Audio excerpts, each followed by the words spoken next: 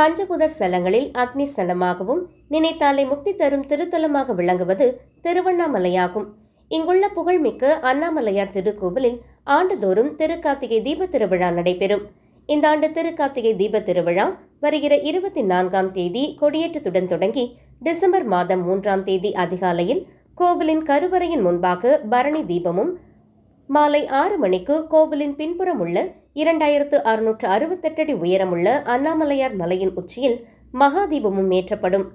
இந்த ஆண்டு திருக்கார்த்திகை தீப திருவிழா நேற்று ஊர்காவல் தெய்வமான துர்க்கையம்மன் உற்சவத்துடன் துவங்கியது. திருவண்ணாமலை சின்னக்கடை தெருவில் உள்ள ஊர்காவல் தெய்வமான துர்க்கையம்மன் ஆலயத்தில் முன்னதாக துர்க்கையம்மனுக்கு சிறப்பு அபிஷேகம் மற்றும் அலங்காரங்கள் நடைபெற்று தீபாராதனை நடைபெற்றது. பின்னர் துர்க்கையம்மன் காமதேனு வாகனத்தில் மாட வீதிகளில் வலம் வந்து ஆயிரக்கணக்கான பக்தர்களுக்கு தரிசனம் அளித்தார்.